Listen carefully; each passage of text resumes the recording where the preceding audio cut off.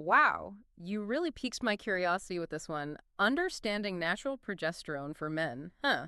I'll admit, progesterone isn't usually the first thing that comes to mind when I think about men's health. But this PDF we're diving into today suggests it might be more important than we think. Absolutely. So let's get right into it. Right off the bat, the idea that progesterone plays a role in men's hormonal balance, specifically with estrogen, really surprised me. Is progesterone really that crucial for men? It is. And, a lot of people focus on testosterone, which, of course, is important. But this balance, or imbalance, I should say, between progesterone and estrogen can really affect a man's daily life. So we're talking about how you feel every day, not just numbers on a test result. Exactly. Everything from your energy levels to your mood, even sleep. Feeling your best isn't just about what your hormones look like on paper. It's about how they're actually functioning in your body. It's about thriving, not just surviving. And this PDF uses a term that sounds like it's straight out of a sci-fi movie to describe something that can disrupt that balance. Xenoestrogens. So what are xenoestrogens and why should men care about them? It's interesting you say sci-fi because they're practically everywhere in our environment these days. Xenoestrogens essentially mimic estrogen in the body. So they trick our bodies into thinking there's more estrogen present than there actually is. Exactly. And that's where the trouble starts. Because they can disrupt our endocrine system, which controls all of our hormones, it can lead to a whole cascade of issues. The source points to things like weight gain, that stubborn belly fat that's hard to get rid of, mood swings, even problems with prostate health. Okay, now those are definitely things men want to avoid. But before we go down that road too far, the source also suggests that progesterone might actually be a way to counteract this estrogen overload. Is that giving progesterone too much credit, or is it really the hormonal hero we've been waiting for? Well, it's not quite as simple as that. While progesterone does play a role in maintaining that balance, it's not like you can just start taking it and call it a day. The source is very clear about the importance of working with a healthcare professional when it comes to hormone therapy. So it's not a magic bullet, but it sounds like it's not something to ignore either. And you know what else I found interesting? This PDF mentions that men and women might actually need different approaches when it comes to progesterone therapy. That's right.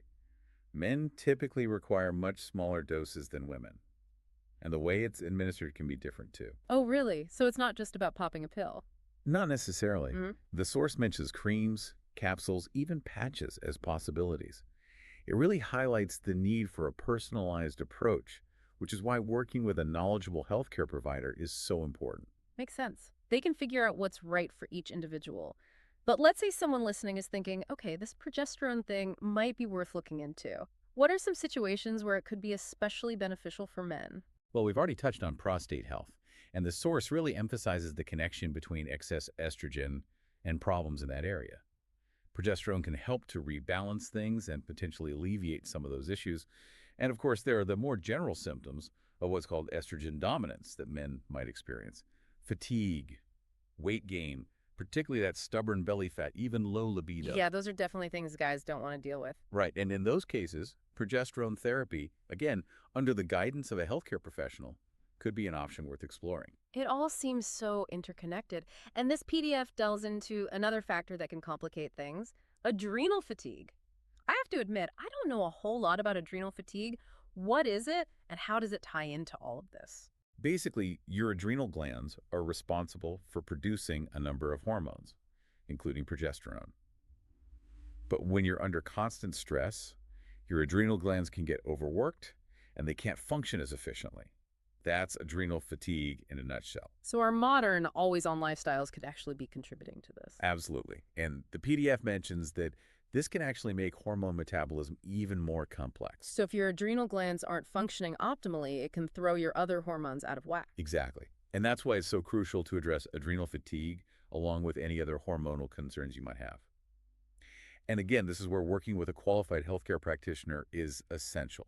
They can help you figure out how to support your adrenal health and balance your hormones effectively. It's like the domino effect, one thing impacting another. It really is. Everything is connected. Speaking of connections, let's get back to progesterone specifically.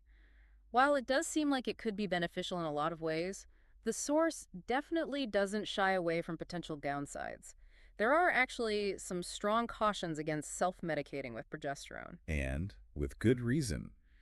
Hormones are powerful chemical messengers in the body, and using them without a proper understanding of how they work and potential risks can have unintended consequences. It seems like that's a recurring theme here, working with a healthcare professional, not just taking matters into your own hands. Absolutely, because the source even points out that self-medicating with progesterone could actually make hormonal imbalances worse or lead to more serious side effects, like liver problems, for example, especially in people dealing with adrenal fatigue. So it's not something to be taken lightly. That's a good point. It's easy to think of hormones as being sort of benign, but they can have a powerful impact on our health. But with the right knowledge and guidance, we can make informed decisions about what's best for us. Exactly. Knowledge is power when it comes to your health. It's about taking control and advocating for yourself. I couldn't agree more. And that starts with being informed. It's like the more you know about this stuff, the more you realize how much you don't know, right? It really is like peeling back the layers of an onion. There's always more to discover. But I think what I appreciate most about this source is that it really empowers men to take control of their own hormonal health. It's not just about understanding what's happening, but also what you can do about it. Yeah, exactly. Like those practical tips for reducing exposure to xenoestrogens, Wow. switching to glass containers instead of plastic, choosing natural personal care products, eating organic whenever possible. These are all things within our control. Absolutely. And it's not about being afraid of everything, but about being aware and making choices that support your health long term. It's about taking those small steps to make a big difference. And speaking of taking control, this whole conversation has really highlighted for me how important it is to find a healthcare provider who really understands hormonal health, especially for men. I couldn't agree more. It's about finding someone who's going to listen to your concerns, take a holistic approach, and work with you to find solutions. Right, not just a one-size-fits-all approach. Exactly. Everyone is different, and your healthcare should reflect that. It's about what's right for you as an individual. Well, you've given us a lot to think about today. Thank you so much for diving into this topic with us. I feel like I've learned so much about the often overlooked role of progesterone in men's health. My pleasure. It's been great chatting with you. And remember, this is just the beginning. There's always more to learn and explore when it comes to our health. That's right. This is just the tip of the iceberg. And it leaves me thinking about this picture the PDF paints of a world practically overflowing with these hormone-disrupting compounds.